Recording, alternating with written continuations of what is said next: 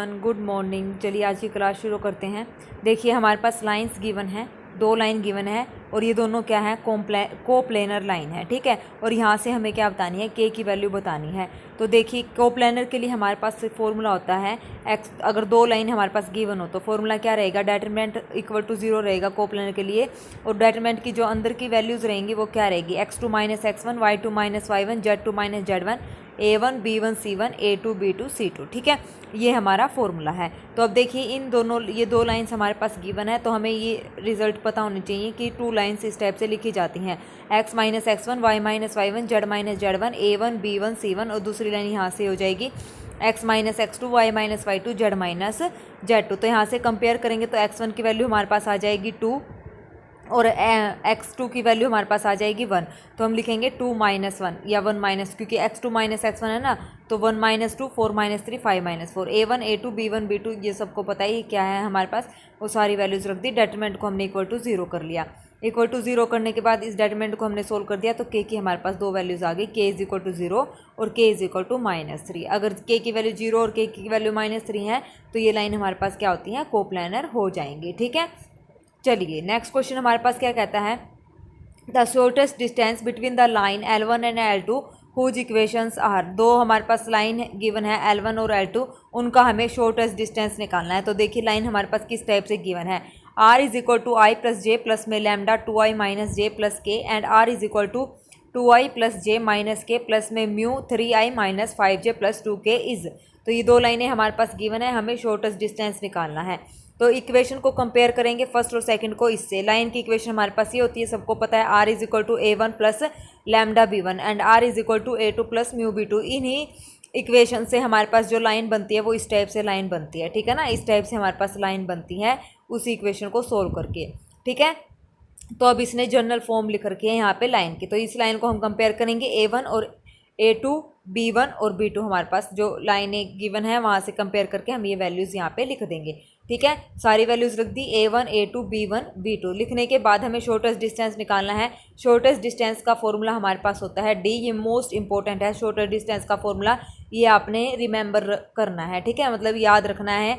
क्या होता है, b1 cross b2 dot a1 minus यहाँ पे आ जाएगा a2 divide by b1 cross b2 का क्या आ जाएगा, मैग्नीट्यूड यहाँ पे आ जाएगा। ठीक है, तो सबसे पहले हमें क्या निकालना है, a2 माइनस a1 हम निकाल लेंगे। b1 क्रॉस b2 सबको क्रॉस प्रोडक्ट पता है कैसे निकलती है, डेटरमिनेंट से हम इसको सोल्व करके निकालते हैं। निकाल दिया। मैग्नीट्यूड कैसे निकलेगा, जो हमारे पास b1 क्रॉस b2 आया उसका हमें निकालना है मैग्नीट्यूड। तो i का कोफिशिएंट, j का कोफिशिएंट और k का कोफिशिएंट उसका स्क्वायर करके उसका क्या कर देंगे, उनका स्क्वायर रूट कर देंगे। तो हमारे पास आ गया √59।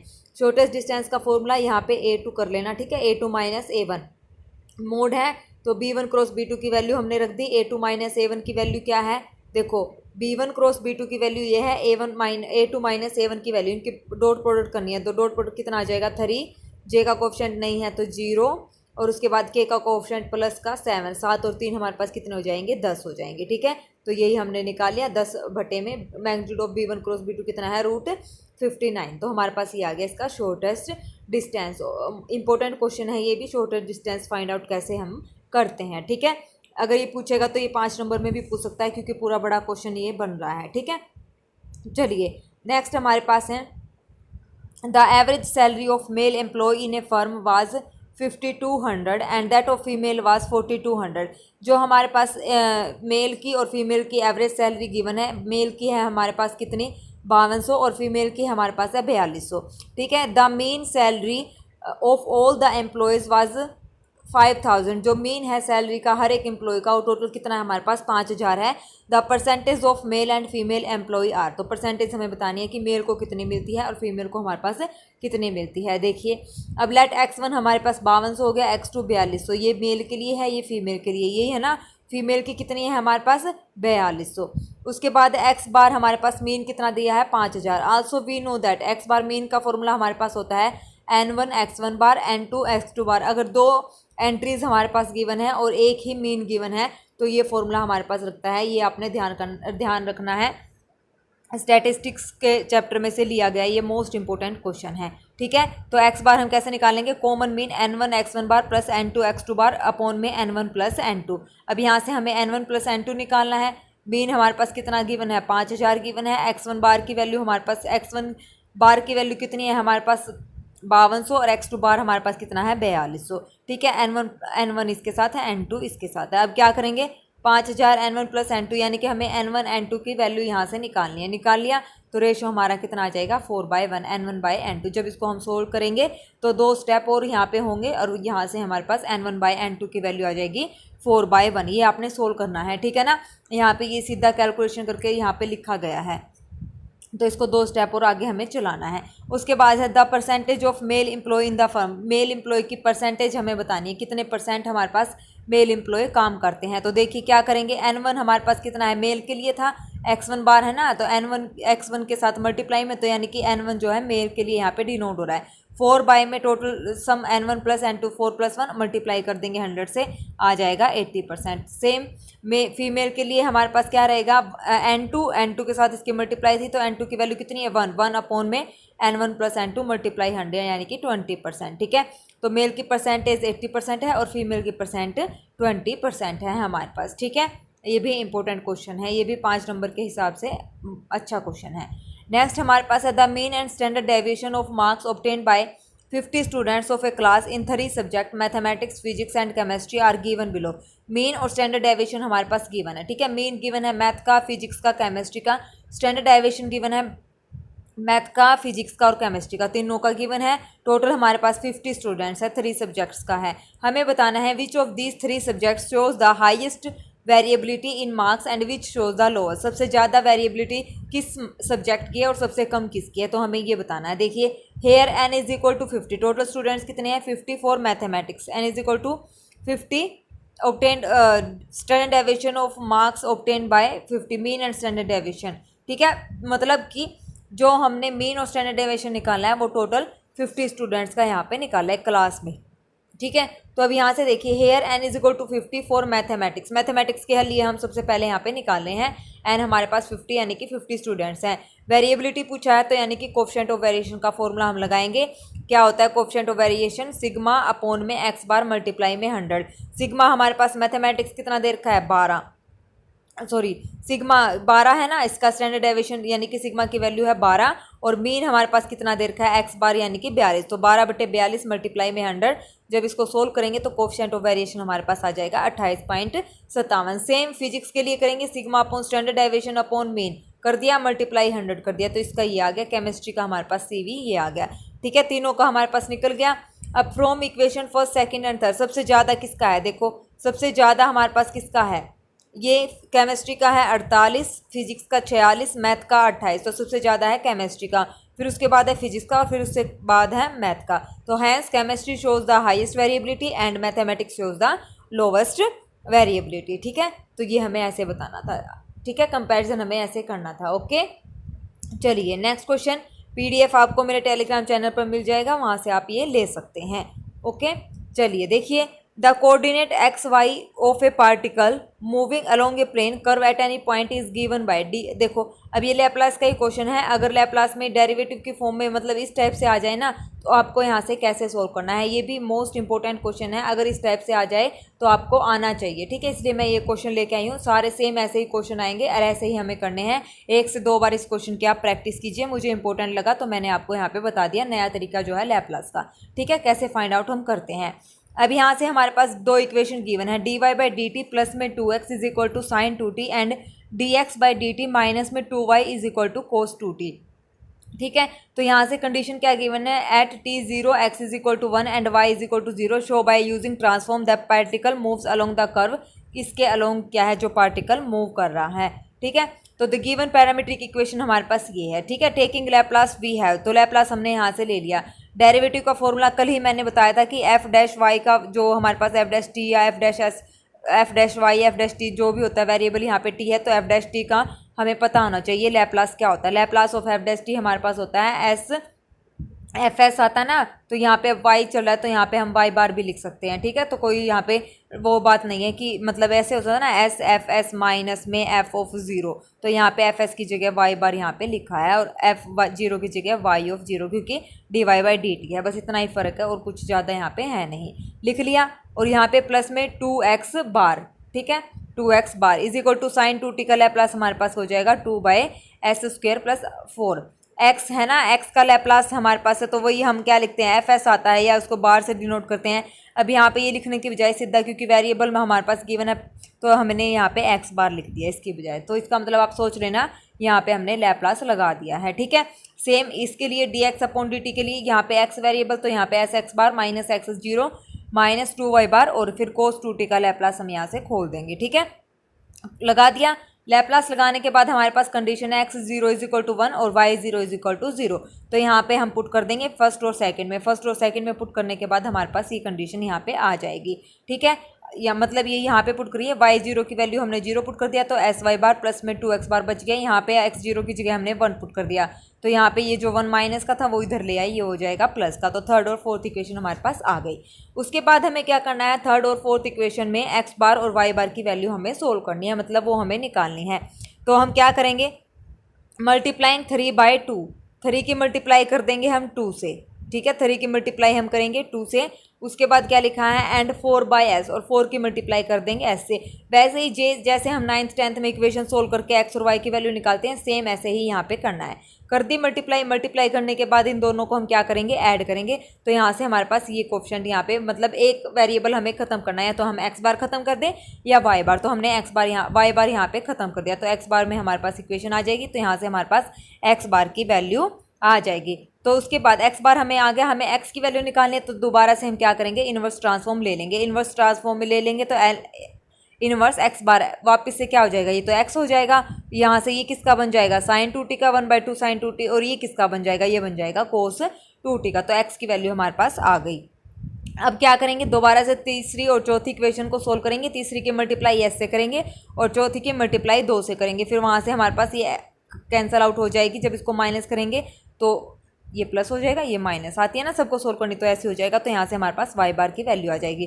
तो टेकिंग लैप्लास इनवर्स, तो y की वैल्यू हमारे पास ये आ जाएगी। इसका हमारे पास लैप्लास क्या होता है, 1/2 साइन 2t, तो माइनस में साइन 2t। x और y की वैल्यू हमारे पास आ गई। अब क्या करना है, 7वीं और 10वीं इक्वेशन जो हमारे पास x और y की आई हैं, पैरामीट्रिक इक्वेशन ऑफ कर्व, ठीक है। We now eliminate t to get the equation of curve along with the particle moves. तो हमें वो इक्वेशन निकालनी है जहाँ पे वो पार्टिकल मूव कर रहा है, ठीक है ना, क्योंकि गिवन दी थी उसने हमें ये इक्वेशन कि हमें ये फाइंड आउट करनी है, ये वाली इक्वेशन। तो इसको अब उस जैसा बनाना है। तो यहाँ पे हम क्या करेंगे, टी को एलिमिनेट करेंगे। तो टी को एलिमिनेट करने के लिए उसने हमारे पास कंडीशन गिवन है। तो देखिए हम क्या करेंगे, we now eliminate t to get the equation of curve along which the particle moves, writing 7 और 10 टुगेदर। तो 7वीं और 10वीं को हम इकट्ठा लिखेंगे। देखो 7वीं इक्वेशन हमारे पास है, यहाँ से हम एलसीएम अगर ले लें तो ये हो जाएगा 2x is equal to sine 2t plus में कोस 2t, ये हमारे पास हो जाएगी 7वीं इक्वेशन। और जो हमारे पास ये हो जाएगी 10वीं नंबर वाली है, ये हमारे पास है y is equal to minus sine 2t। तो साइन 2t की जगह हम वैल्यू रख देंगे। देखो इनको टुगेदर लिखेंगे तो ये हो जाएगा 2x प्लस में साइन 2t प्लस 2 कोस 2t। ये कैसे हुआ, अब देखो, और y हमारे पास ये है। तो ये एलसीएम लेके हमने इसको पहले सोल्व करा, ये बताया था मैंने, इसको वहाँ से एलसीएम ले लिया तो ये आ गया। और y की वैल्यू हमारे पास ये है माइनस में साइन 2t। अब क्या करेंगे, यहाँ से इन दोनों को मैंने ऐड कर लिया, 2x प्लस वाई, यहाँ से इन दोनों को ऐड कर लिया, इससे ये कैंसिल आउट हो गया। तो 2 कोस 2t हमारे पास आ गया। अब हमने क्या किया, यहाँ से ये आ गया इतना। उसके बाद हमने इसकी मल्टीप्लाई 2 से कर दी तो ये हो गया 2y और माइनस में 2 साइन 2t। करने के बाद हमारे पास स्क्वेयरिंग एंड एडिंग 11 और 12, इसकी स्क्वेयरिंग कर दी और इसकी भी स्क्वेयरिंग कर दी, दोनों को क्या कर दिया हमने, ऐड कर दिया। तो हमारे पास ये इक्वेशन आ जाएगी, क्योंकि स्क्वेयरिंग करके ऐड करेंगे तो ये हो जाएगा 4 कोस स्क्वेयर 2t प्लस में 4 साइन स्क्वेयर 2t। 4 कॉमन आ जाएगा तो ये हमारे पास हो जाएगा 1। तो इधर तो हमारे पास 4 बन गया, इसका स्क्वायर करेंगे फिर इसको ऐड करेंगे, इसका स्क्वायर करेंगे फिर इसको ऐड करेंगे, तो हमारे पास ये वैल्यू आ जाएंगी, ठीक है। और यही हमें प्रूव करना था। ये भी मोस्ट इंपॉर्टेंट क्वेश्चन है। अगर इस टाइप से हमारे पास आ जाए, अगर सिंपल पूछे एक्स और वाई की वैल्यू आपने निकालनी है तो कोऑर्डिनेट एक्स वाई की वैल्यू आपको पता है कैसे निकालनी है। और अगर ये पूछे कि इसके अलोंग मूव कर रहा है तो आपको बस टी को एलिमिनेट यहाँ पे करना है, ठीक है। इस टाइप से क्वेश्चन भी वो पूछ सकता है 10 नंबर में लैप्लास का। नेक्स्ट हमारे पास है, ये है हमारे पास डबल इंटीग्रल। डबल इंटीग्रल का क्वेश्चन प्रैक्टिस हमने कम की है, तो आज वाली क्लास में हम ये करेंगे, ठीक है ना। इंपॉर्टेंट क्वेश्चन है यहाँ पे डबल इंटीग्रल ट्रिपल इंटीग्रल के, तो कोई भी क्वेश्चन आपका गलत नहीं होगा अगर आपने आज की क्लास अच्छे से यहाँ पे देख ली तो, ठीक है। अब देखिए यहाँ पे इवेल्युएट करना है double integral x square y square d x d y, x square plus y square is less than equal to 1। यहाँ पे ये कंडीशन गिवन है। अब देखिए x square is less than equal to 1, mod x is less than equal to 1, तो x की value आ गई -1 से 1। हमें क्या करना है, हमें यहाँ से x और y की लिमिटिंग वैल्यू निकालनी है, क्योंकि इंटीग्रेशन जो है dx और dy में गिवन है। तो हमने यहाँ पे क्या किया है, y को 0 पुट करा है। y को 0 पुट करके हमारे पास क्या आ गया, x² is less than equal to 1 आ गया। तो कई बच्चे सोचे कि मैडम x² सीधा लेस देन इक्वल टू 1 कैसे लिखते हैं, क्योंकि x² तो पॉजिटिव होता है, ठीक है ना। तो ये यहाँ से आया है, y को मैंने यहाँ पे रखा है 0, ठीक है। 0 रखने के बाद हमारे पास x की लिमिटिंग वैल्यू आ गई। सेम यहाँ पे हम x को 0 रखेंगे तो y², या 0 नहीं रखेंगे तो यहाँ से हमारे पास, क्योंकि एक वेरिएबल में चाहिए हमें, ठीक है ना, एक तो हमें कांस्टेंट लिमिट चाहिए और एक हमें वेरिएबल में चाहिए। अब वो आप पे डिपेंड करता है, आप y को 0 लो या x को 0 लो, एक वेरिएबल में हमें रखनी ही रखनी है, ये बात आपने ध्यान रखना है। तो यहाँ से मैंने क्या किया, y² is less than equal to 1 - x², mod of y हो गया। यहाँ से y की लिमिट हमारे पास वेरिएबल में आ गई। अब यहाँ पे क्या करो, सीधा लिमिट लगा दो -1 to 1। जो बाद पहले, ये जो पहले वाला इंटीग्रेशन होता है वो बाद की लिमिटिंग वैल्यू शो करता है, और जो ये बाद वाला होता है वो स्टार्टिंग वाले लिमिटिंग वैल्यू शो करता है, ठीक है। तो ये हमारे पास हो गया। अब इसका हम क्या कर देंगे, इंटीग्रेशन कर देंगे। सिंपल है, इंटीग्रेशन हमारे पास हो जाएगा। लास्ट में ये आ जाएगा। अब इसका सिंपल इंटीग्रेशन, इसको सिंपल बनाने के लिए हम क्या करेंगे, x को sin थीटा पुट कर देंगे। sin थीटा पुट करके लिमिट जरूर चेंज होगी, ये जरूर चेंज कर लेना, ठीक है। तो यहाँ से हमारा सिंपली सोल्व हो जाएगा, ठीक है। इंटीग्रेशन हो गया। तो अब देखिए नेक्स्ट, यहाँ पे हमने एक फॉर्मूला लगाया है। कभी सोचो मैडम ये कैसे आ गया, 4/3 तो एज इट इज़ है, और ये 0 से π/2 जो फंक्शन है वो थीटा कैसा आ जाएगा, ये इवन फंक्शन आ जाएगा। तो साइन इंटीग्रेशन 0 से π/2 साइन m थीटा और कोस n थीटा d थीटा, जो ये फॉर्मूला हमने 12th क्लास में पढ़ा है वो फॉर्मूला यहाँ पे हमने लगाया है, ठीक है। तो नीचे आ जाएगा 1 + 4 और 2 6 कितना, m + n कितना होता है 6, फिर उसके बाद 3/4, फिर उसके बाद 1/2, ऐसे 6 4 2 ऐसे घटता रहेगा। फिर ऊपर 1 3 1 पॉइंट 1 3 1 पॉइंट, मतलब 1 3 1, फिर लास्ट में आ जाएगा π/2। तो ये फॉर्मूला यहाँ पे लगाया है। अगर आप चाहो तो मैं ये फॉर्मूला नेक्स्ट वीडियो में, मतलब इवनिंग की क्लास में आपको बता दूंगी। अगर आपको आता है तो ठीक है, नहीं आता है तो कमेंट सेक्शन में कमेंट कर देना, तो ये फॉर्मूला भी मैं वहाँ पे डिस्कस कर लूँगी, ठीक है। यहाँ पे ये फॉर्मूला लगाया है, ये फॉर्मूला भी इंपॉर्टेंट है, आपको आना चाहिए। ओके, चलिए नेक्स्ट हमारे पास है डबल इंटीग्रेशन हमें निकालना है। सेमी सर्कल हमारे पास गिवन है, x² + y² is equal to ax is positive quadrant, positive quadrant में है। डबल इंटीग्रेशन हमें निकालना है, √ऑफ a² - x² - y²। तो let r be the region of integration, r हमारे पास रीजन है, इस टाइप से गिवन है। तो यहाँ से x को हमने r cos थीटा पुट कर लिया, y को r sin थीटा पुट कर लिया। तो x² + y² is less then ax, ठीक है ना, less than equal to ax। तो ये बन जाएगा हमारे पास r² is less than equal to a, x की वैल्यू क्या है r cos थीटा, तो r is less than equal to a cos theta हमारे पास हो गया, ठीक है। एक r से एक r यहाँ से कैंसिल आउट हो गया, इसलिए r is less than equal to a cos theta. तो the region r of integration transform into the region r', तो ये r' में हमारा चेंज हो गया।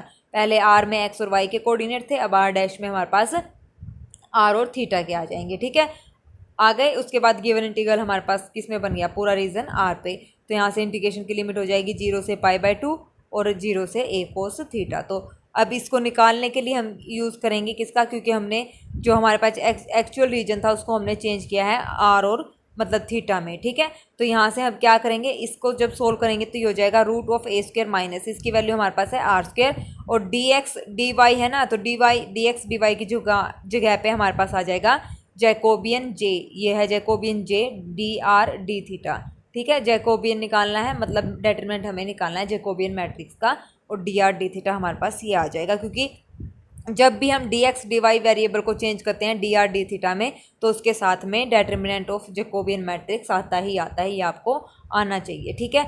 अब यहाँ से हमारे पास हो गया 0 से π/2, 0 से a cos theta, √a² minus r² dr d theta. तो यहाँ पे जैकोबियन की जो जैकोबियन मैट्रिक्स है वो क्या होती है, हमारे पास फॉर्मूला आपको पता होना चाहिए, क्या होती है, करली x अपॉन करली r, करली x अपॉन करली थीटा, करली y अपॉन करली r, करली y अपॉन करली थीटा। इसका डेटरमिनेंट जब निकालेंगे तो इसकी वैल्यू हमारे पास आ जाएगी r, ठीक है ना। तो ये जैकोबियन j की जगह हमारे पास आ गया r dr d थीटा। अब यहाँ से क्या करेंगे, इसको सोल्व आउट कर लेंगे, -2 से मल्टीप्लाई -2 से हमने यहाँ पे डिवाइड कर दिया। डिवाइड करने के बाद इसको हमने सिंपली सोल्व कर दिया विद रिस्पेक्ट टू। एक बार हमने किया r के विद रिस्पेक्ट टू, ठीक है, फिर दूसरी बार हम करेंगे थीटा के विद रिस्पेक्ट टू। ये इंटीग्रेशन हमने यहाँ पे सोल्व कर लिया, ठीक है। नेक्स्ट क्वेश्चन है हमारे पास, evaluate double integral root this d x d y over the positive quadrant of the ellipse. अब है इलिप्स का, ऊपर देर का था हमारे पास सेमी सर्कल का। तो ये आप लोग खुद ट्राई करेंगे, ये आप लोगों के लिए होमवर्क है, सॉल्यूशन आपको इसका साथ में दिया जाएगा। इसको भी सेम ऐसे ही चेंज करना है। इलिप्स है ना, तो मैं आपको थोड़ी सी हिंट देके मतलब इसको चलती हूँ कैसे किया। इसने एक्स को ए यू पुट करा है, वाई को बी वी पुट करा है, ठीक है। पुट करने के बाद यहाँ से ये कंडीशन यू और वी में चेंज हो जाएगी, यानी कि एक सर्कल की इक्वेशन में चेंज हो जाएगी। वो हमारे पास नया आ जाएगा आर डैश। जैकोबियन सबको पता है कैसे निकालता, अभी बताया था मैंने। डेटरमिनेंट निकालना है, कर लिया एक्स अपॉन कर ली वाई, कर लिया एक्स अपॉन कर ली वी, सारी वैल्यूज हम यहाँ पे रख देंगे। रखने के बाद यहाँ पे इसको चेंज कर देंगे यू और वी में। यहाँ पे Jacobian d x d y को हमने चेंज किया d u d v. Jacobian तभी आता है जब हम नए एक पुराने रीजन से जो गिवन है उसको नए रीजन में जब चेंज करते हैं, ठीक है। तो यहाँ से हो गया। अब यहाँ से इसकी यू को आर कोस थीटा पुट कर लो, वी को आर साइन थीटा पुट कर लो, तो यहाँ से हमारे पास लिमिट मिल जाएगी, ठीक है। तो अब ये ए बी मतलब इसको सोल्व कर दिया, डी यू डी वी आ गया। तो डी यू डी वी की जगह फिर हमारे पास आर और थीटा में चेंज कर दिया हमने, तो फिर यहाँ से जैकोबियन जे डी आर डी थीटा हो जाएगा, लिमिट हमारे पास चेंज हो जाएगी। तो यहाँ से हम इसको सोल्व कर देंगे, ठीक है। तो सोल्व करने के बाद हमारा आंसर आ जाएगा। सिंपल इंटीग्रेशन करना है, फिर तो कुछ है ही नहीं, अच्छे से देख लेना इसको करके। नेक्स्ट हमारे पास है ट्रिपल इंटीग्रल। ट्रिपल इंटीग्रल हमें सोल्व करना है x plus y plus z d x d y d z over the tetrahedron bounded by the plane, ठीक है। क्या प्लेन है? X plus y plus z is equal to 1, condition है x zero y zero z zero and x plus y plus z is equal to 1। किससे bound हो रहा है? ये प्लेन से बाउंड हो रहा है, टेट्राहेड्रन है, ठीक है। डबल ट्रिपल इंटीग्रल हमारे पास गिवन है। ट्रिपल इंटीग्रल के लिए तो 3 लिमिट हमें चाहिए, d x d y d z. तो x y z, x plus y ये रीजन हमारे पास गिवन है, ठीक है। गिवन है तो यहाँ से हम वैल्यू निकाल लेंगे। जब वाई और जेड को मैं जीरो रखूंगी तो x is less than equal to 1 हो जाएगा। जब जेड को जीरो रखा तो x plus y less than equal to 1 हो जाएगा, और उसके बाद ये सिंपल कंप्लीट हो जाएगी, ठीक है। तो एक कांस्टेंट और बाकी 2 लिमिट वेरिएबल में हमने यहाँ पे ले ली। लेने के बाद ये हो गई हमारे पास इक्वेशन। अब ये हमारे पास किसकी है? डी जेड की, ये हमारे पास डी वाई की, और ये हमारे पास डी एक्स की लिमिट है। तो पहले इसको डी जेड के अलोंग यहाँ पे सोल्व करेंगे, फिर इसको डी वाई के अलोंग सोल्व करेंगे, फिर इसको डी एक्स के अलोंग सोल्व करेंगे। तो ये हमारे पास हो जाएगी आंसर 1/8 आ जाएगा, ठीक है। इंपॉर्टेंट, मोस्ट इंपॉर्टेंट क्वेश्चन है ये भी। आज के जितने भी क्वेश्चन है ना मोस्ट इंपॉर्टेंट है। अगर किसी एग्जामिनर ने भी जिस हिसाब से पेपर चेक वो करा होगा ना, बनाया होगा, अगर उसने डबल इंटीग्रल और ट्रिपल इंटीग्रल के क्वेश्चन देने होंगे तो इनसे बेस्ट क्वेश्चन नहीं है एग्जाम में देने के लिए, ठीक है ना। इतने इंपॉर्टेंट क्वेश्चन है ये। चलिए ये निकाल के जरूर देख रहे हैं। ये कैलकुलेशन मैं आपको नहीं करवा रही, तो आपको इंटीग्रेशन जरूर सोल्व करना है अपने आप। कभी सोचो कि नहीं हम तो ऐसे ही काम चला लेंगे, जब तक खुद से कॉपी पेन उठा के नहीं सोल्व करोगे ना, बिना कॉपी पेन उठाए अगर ये क्वेश्चन नहीं किया, ऐसे ही देख लिया, हाँ हाँ हाँ ठीक है ठीक है ठीक है, तो एग्जाम में मैं आपको बता रही हूँ ये आप करके भी देख लेना। ऐसे कर लिया ना, ठीक ठीक है, फिर उसको 10 मिनट बाद आप सोल्व करके देखना, वो बिल्कुल भी आपसे क्वेश्चन नहीं होगा, आप भूल जाओगे स्टेप। तो इसलिए अपनी हैंड प्रैक्टिस जितनी करोगे उतना ही ज़्यादा माइंड में क्वेश्चन बैठ जाएंगे कि हमने कैसे किया था। ये भी मोस्ट इंपॉर्टेंट क्वेश्चन है। Find the volume of sphere of radius a और find the volume of sphere. इसकी देखो ये 2 तरीके से हमसे क्वेश्चन पूछ सकता है। पहला तो सीधा ये पूछ लेगा कि स्फीयर ऑफ रेडियस ए की हमें वॉल्यूम फाइंड आउट करनी है, या फिर दूसरा स्टेटमेंट देगी कि find the volume of sphere, sphere की वॉल्यूम हमें फाइंड आउट करनी है। इक्वेशन हमारे पास ये है, x square plus y square plus z square is less than equal to a square. तो द इक्वेशन ऑफ स्क्वायर हमारे पास ये होती है। वॉल्यूम ऑफ स्फीयर हमें निकालना है, तो वॉल्यूम के लिए हम क्या करेंगे? ट्रिपल इंटीग्रल यहाँ पे करेंगे। कर दिया, कुछ भी वैल्यू हमारे पास नहीं है तो 1 into d x d y d z. तो यहाँ से हम क्या करेंगे? लिमिट अब निकालेंगे। देखिए changing to spherical polar coordinate में अब इसको चेंज करेंगे, क्योंकि हमारे पास 3 d x d y d z 3 variable हैं हमारे पास। डबल ट्रिपल इंटीग्रल हमें यहाँ पे करना है, तो पोलर कोऑर्डिनेट का हम यहाँ पे यूज़ करेंगे। यहाँ पे हम यूज़ करेंगे r sine theta cos phi, y को r sine theta sine phi, और जेड को हम यूज़ करेंगे आर कोस थीटा। तो यहाँ से पुट करेंगे x square plus y square plus z square is equal to r square, और ये गिवन हमारे पास है less than equal to a square. तो यहाँ से हो जाएगा r square is less than equal to a square, तो mod of r is less than equal to a, limit आ जाएगी 0 टू ए। जब जैकोबियन निकाल लेंगे इसका, तो जैकोबियन हमारे पास आ जाएगा आर स्क्वायर साइन थीटा। अब यहाँ से क्या करेंगे? The region of integration v dash हमारे पास आर थीटा और फाई में आ जाएगा।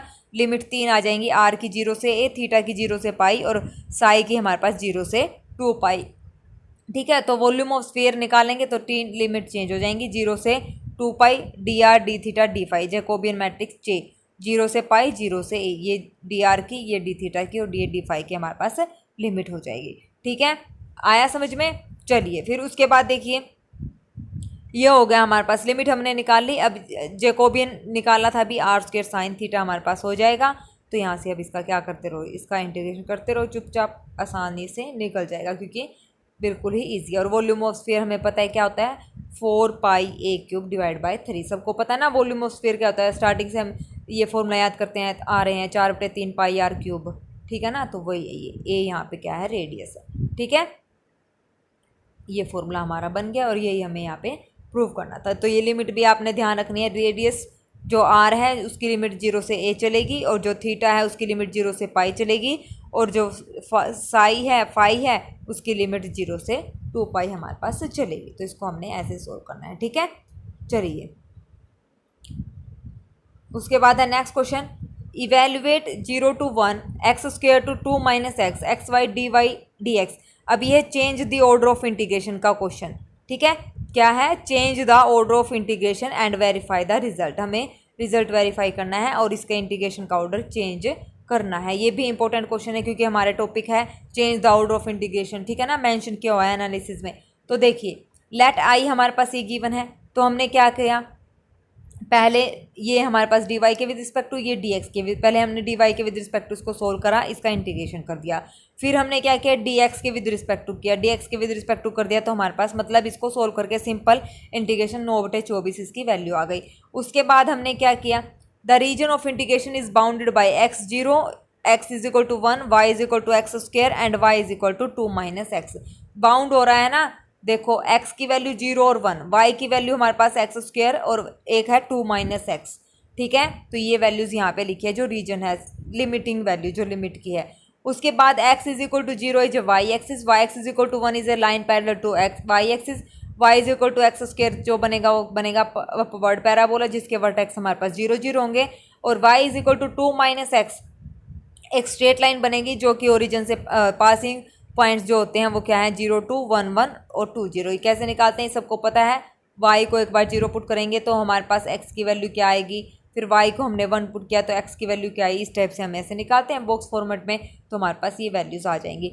उसके बाद इसका डायग्राम बनाओ, पैराबोला y = x², ये अपवर्ड पैराबोला, y - 2 = x, ये वाली लाइन इंटरसेक्ट करती है किस पॉइंट पे, 1, 1 पे। ठीक है, इंटरसेक्ट कर गई तो रीजन हमारे पास OAB क्या बना, हमारे पास A और B, ये वाला रीजन हमें यहाँ पे फाइंड आउट करना है। In the given order we have to integrate first with respect to y। तो गिवन ऑर्डर में हमारे पास क्या गिवन है, देखो ये गिवन है dy/dx, तो इसका मतलब हमें पहले डेरिवेटिव करना है, इंटीग्रेशन करना है किसके, विद रिस्पेक्ट टू y के करना है, फिर उसके बाद है with respect to x। After change the order of integration we have to integrate first. अब हम इसका चेंज करने जा रहे हैं इसका ऑर्डर, तो सबसे पहले हम किसके विद रिस्पेक्ट टू करेंगे, x के, फिर उसके बाद किसके विद रिस्पेक्ट टू करेंगे, y के विद रिस्पेक्ट टू करेंगे। तो divide the region OAB into horizontal strip. अब इसको हमने क्या किया, हॉरिजॉन्टल स्ट्रिप में इसको डिवाइड कर दिया। ठीक है, and for this we divide region OAB into 2 parts. इसको 2 पार्ट्स में हमने डिवाइड कर, देखो स्ट्रिप में हमने ऐसे डिवाइड कर दिया। अब 2 पार्ट्स कौन कौन से हो गए, OAM, एक पार्ट हमारे पास ये हो गया और दूसरा हो गया MAB, ऊपर वाला हो गए 2 पार्ट्स। उसके बाद in region OAM each horizontal strip start from line x = 0। देखो OAM, तो हर एक हॉरिजॉन्टल स्ट्रिप कहाँ से स्टार्ट हो रही है, the line x = 0 and n on curve x = √y। y हमारे पास क्या था, x², तो x की वैल्यू क्या आ गई यहाँ से, √y। ठीक है, एंड यहाँ से हो रही है, स्टार्ट कहाँ से हो रही है, 0 से, ओरिजिन से, एंड कहाँ पे हो रही है, OAM यानी कि यहाँ पे। तो उसके बाद देखिए also their strip vary from y0 to y = 1, तो 0 से 1 पे ये वेरी कर रही है। ठीक है, तो उसके बाद MAB की बात करेंगे, हॉरिजॉन्टल स्ट्रिप कहाँ से स्टार्ट हो रही है, x = 0 से, और लाइन कहाँ पे ख़त्म हो रही है, x = 2 - y, जो ये वाली लाइन है ना, y - 2 - y। ठीक है, तो also this strip varies from, मतलब ये जो 2 लाइनें लिखी हैं यहाँ से हमें सीधा लिमिट की वैल्यू यहाँ पे पता करनी है, और इन दोनों रीजन को हमने ऐड करना है, अलग अलग हमने यहाँ पे सोल्व किया है। तो देखिए दूसरी जो हमारे पास स्टार्टिंग रीजन होगा y 0 से 1, 0 से 1 उसकी लिमिट चलेगी, 0 से लेके स्ट्रिप की जो लिमिट है ये क्या है, y = यहाँ पे 1, तो ये हो गया 0 से 1। दूसरी हमारे पास चलेगी 0 से √y, क्योंकि ये पैराबोला है ना ये वाला, तो ये हो जाएगा 0 से √y वाला ये पैराबोला। ठीक है, तो ये हो गया xy dx divide change of integration कर दिया हमने, चेंज ऑफ ऑर्डर कर दिया। पहले y के था, अब हमने पहले dx लिया है फिर dy लिया है। दूसरा देखो यहाँ पे हमारे पास क्या है, यहाँ से हमने शुरू करा, ऊपर हमने खत्म करा। ये हमारे पास है y = 2, ये हमारे पास है y = 1, तो ये हो गया 1 से 2। और दूसरा हमारे पास क्या चलेगी, x 0 से 2 - y, 0 से क्या चलेगी 2 - y, क्योंकि y = 1 है यहाँ पे, तो x तो है ही नहीं, x कितना होगा 0। और ये जो कर्व बन रही है, जो बन रही है इक्वेशन, ये लाइन, तो ये हमारे पास बन गया 2 - y। तो दूसरी हमारे पास होगी dx dy। अब इसमें कुछ नहीं बचा, अब इसका हमें क्या करना है, सिर्फ इंटीग्रेशन करना है। इंटीग्रेशन करके हमारा सेम रिजल्ट ये आ जाएगा 9/24, विच वेरीफाई द रिजल्ट। ठीक है, तो इंटीग्रेशन हमें ऐसे चेंज करना है। इसमें मेन लाइन हमारे पास ये थी, जो हमने ये ऑर्डर चेंज किया है। ऑर्डर चेंज करके सिर्फ हमें ये पता करना है कि उसकी लिमिटिंग वैल्यू क्या आएंगी। ठीक है, और कुछ नहीं है इसमें। इंपॉर्टेंट क्वेश्चन है, अच्छे से इसको कर लेना। नेक्स्ट हमारे पास है, show that the function f(z) = this is continuous and that CR equation are satisfied at the origin yet f(0) does not exist। हमें ये फंक्शन को शो करना है, ये फंक्शन कॉन्टीन्यूस है और CR इक्वेशन को सेटिस्फाई करता है किस पे, ओरिजिन पे, और उसका जो डेरिवेटिव है 0 पे, वो एग्जिस्ट नहीं करता है। तो गिवन फंक्शन है f(z), इसको पहले सिंप्लीफाई करके लिखेंगे, यानी कि u + i है ना, तो u को अलग करेंगे, v को यहाँ से अलग करेंगे। करने के बाद हमारे पास क्या आ जाएगा, हमें चेक करना है इसको CR इक्वेशन सेटिस्फाई कर रही है कि नहीं कर रही है। तो सबसे पहले हम क्या करेंगे, to test the continuity of u and v की कॉन्टिन्यूटी चेक करेंगे एट z = 0 पे। Change u and v in polar coordinate by taking x = r cos theta, y = r sin theta. तो u हमारे पास कितना हो जाएगा, r cos cube theta minus sine cube theta, और v हमारे पास कितना हो जाएगा, r cos cube theta plus sine cube theta. यहाँ पे x की और y की वैल्यू रखो, यहाँ पे x और y की वैल्यू रखो, और u की वैल्यू और v की वैल्यू हमारे पास ये आ जाएंगी, चेंज होंगे। ठीक है, इतना हो गया। उसके बाद एज z अप्रोचेस टू 0, तो r किसको अप्रोच करेगा, 0 को, और लिमिट r अप्रोचेस टू 0 जब हम करेंगे तो limit of r approaches to 0 u कितना आ जाएगा 0, और v भी कितना आ जाएगा 0 यहाँ पे आ जाएगा, वट एवर वैल्यू थीटा में हैव, तो थीटा की वैल्यू यहाँ से कुछ भी हो। तो limit z approaches to 0, f(z) की वैल्यू 0 पे क्या आ गई 0, और f(0) पे क्या हो गया हमारे पास फंक्शन 0 हो गया। तो यहाँ से फंक्शन जो है कंटिन्यूस हमारे पास हो गया। यही प्रूव होते हैं फंक्शन की पॉइंट पे वैल्यू, और उस फंक्शन की वैल्यू उसी पॉइंट पे क्या होनी चाहिए, सेम, लिमिटिंग वैल्यू सेम होनी चाहिए। तो फंक्शन हमारे पास क्या हो जाता है, कंटिन्यूस हो जाता है। उसके बाद है limit f(z) is continuous for all values of z now at origin. अब देखिए यहाँ पे पार्शियल डेरिवेटिव किया हुआ है हमने with respect to x, z = 0। Formula क्या होता है, limit x approaches to 0 ux, 0 minus u0 0 divide by x। और सेम y के लिए हमने कर दिया, y के लिए कर दिया, तो इसका 1 आ गया, इसका -1 आ गया। और v, क्योंकि अब ये पार्शियल डेरिवेटिव इसलिए निकालना है क्योंकि हमें पता है CR इक्वेशन हमें सेटिस्फाई करवानी है। ux = vy और uy = -vx हमारे पास CR इक्वेशन होती है। तो ux हमने निकालना है, uy निकालना है, vx और vy निकालना है। ठीक है, तो ये हमारे पास हो जाएगा। ये होने के बाद ये सारी वैल्यूज़ क्या हो जाएंगी बराबर, तो CR इक्वेशन यहाँ से क्या हो गई, सेटिस्फाई हो गई। अब हमें दिखाना है कि f(0) एग्जिस्ट नहीं करता। f(0) का formula limit z approaches to 0, derivative का फॉर्मूला सबको पता है, f(z) माइनस f(0) अपॉन में z minus 0, limit z approaches to 0 f(z) upon में z। तो सारी वैल्यूज़ हम यहाँ पे रख देंगे, z approaches to 0 along the path x axis. Then तो यहाँ से f(0) limit x approaches to 0 along किसके पाथ के अलोंग निकालना है, x पाथ के अलोंग। तो यहाँ पे y हमारे पास क्या आ जाएगा 0, y, क्योंकि y क्या है 0। ठीक है, अब यहाँ से देखिए y को 0 जब हमने पुट कर दिया, तो पुट करने के बाद हमारे पास ये बचा 1 + i, और यहाँ से z approaches to 0 along the path, जब मैंने y को x लिया तो y को x लेने के बाद हमारे पास आ गई i अपॉन में 1 + i। तो so limit does not obtained are different, तो लिमिट क्या आ रही है, डिफरेंट हमारे पास लिमिट आ रही है। The function f(z) is not differentiable at the origin, तो जो ये फंक्शन है नॉट डिफरेंशिएबल है ओरिजिन पर। ठीक है, ये भी मोस्ट इंपॉर्टेंट क्वेश्चन है, इस टाइप से भी क्वेश्चन वो पूछ लेगा अगर कॉम्प्लेक्स का क्वेश्चन आया तो। ठीक है, 12 क्वेश्चन थे आज की क्लास में, सारे के सारे मोस्ट इंपॉर्टेंट है। अच्छे से वीडियो देख लेना, इवनिंग की क्लास से पहले सारे क्वेश्चन यहाँ पे निकाल के देख लेना।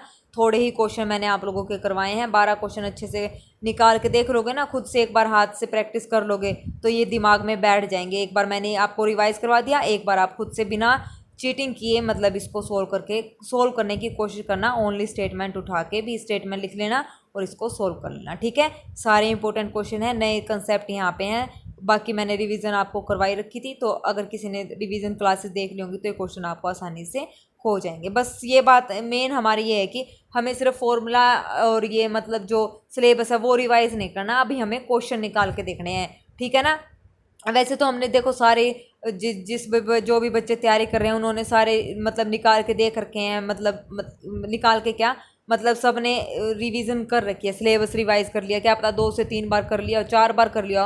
लेकिन जब हम क्वेश्चन निकालेंगे ना, क्या पता हमसे वही ना निकले। तो ऐसे थ्योरी पढ़ने का और थ्योरी को रिवाइज करने का कोई फ़ायदा नहीं है जब तक आप हाथ से क्वेश्चन प्रैक्टिस नहीं करोगे। अब जैसे हमने डबल इंटीग्रेशन ट्रिपल इंटीग्रेशन किया है, हमने पता है कि डबल इंटीग्रेशन में क्या करना है, सीधा इंटीग्रेशन ही करना है। लेकिन नहीं, देखो आज की क्लास में कितने इंपॉर्टेंट क्वेश्चन है।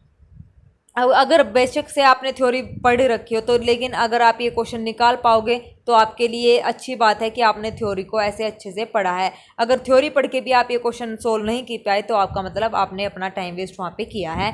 तो मैं थ्योरी की बजाय आपको बोलूँगी ज़्यादा से ज़्यादा अब 2-3 दिन बचे हैं, क्वेश्चन प्रैक्टिस अपनी अच्छे से कीजिए, ठीक है। और ये सारे क्वेश्चन मैं आपको बता रही हूँ कि प्लीज़ निकाल के ज़रूर देखें, ठीक है। इस टाइप से क्वेश्चन अगर आ जाएँ, स्टेटमेंट बदल के आ जाएँ तो आपको कोई भी मतलब निकालने में दिक्कत परेशानी नहीं आए, ठीक है। तो आज की क्लास के सारे क्वेश्चन इंपॉर्टेंट है, कर लेना। फिर मिलते हैं हमारी इवनिंग की क्लास में। Okay, thank you very much. और हाँ, अगर कोई क्वेश्चन नहीं समझ आए तो उसकी क्वेश्चन नंबरिंग डाल देना। जैसे कि मान लो किसी को 6 समझ नहीं आया तो बोल देना मैडम कि 6 क्वेश्चन में हमारे डाउट है कमेंट सेक्शन में, तो उसको मैं इवनिंग के क्लास में आपका डाउट जो होगा वो क्लियर कर दूंगी। अगर डाउट नहीं आया, अच्छे से समझ आ गई, तो एक कमेंट लिख देना कि मैडम हमारे क्वेश्चन हो गए, थैंक यू वेरी मच, ठीक है। तो इस टाइप से आप लोग बता देना। ओके, तो चलिए मिलते हैं इवनिंग की क्लास में। Thank you very much, have a nice day. अपनी प्रैक्टिस को जारी रखिएगा, अच्छे से करिएगा। परसों तो संडे है, संडे से नेक्स्ट डे यानी कि मंडे को हमारा एग्ज़ाम है, ठीक है। तो अच्छे से प्रिपेयर करते रहिए बिना मतलब टेंशन फ्री, ठीक है। टेंशन फ्री प्रिपेयर करिएगा तो ज़्यादा क्वेश्चन ज़्यादा कंसेप्ट हमारे माइंड में बैठेंगे। अगर टेंशन लेके हम पढ़ने लगे ना तो बिल्कुल भी मतलब जो आता है वो भी हम भूलने लग जाएंगे, ठीक है। तो टेंशन आपने रखनी ही नहीं है, आपने बिल्कुल फ्री माइंड होकर अपनी तैयारी करनी है। मंडे को होगा एग्ज़ाम, जो भी होगा देखा जाएगा। वैसे हम अपनी तरफ से बेस्ट ही दे रहे हैं और बेस्ट ही होगा। मेहनत करी है, वही बात है, बड़े बुजुर्ग क्या कहते हैं, कभी भी मेहनत की हुई बेकार नहीं जाती, हमेशा फल देती ही देती है अगर हमने अच्छी लगन से मेहनत की है तो। ओके, तो चलिए हो गया। Thank you very much, have a nice day.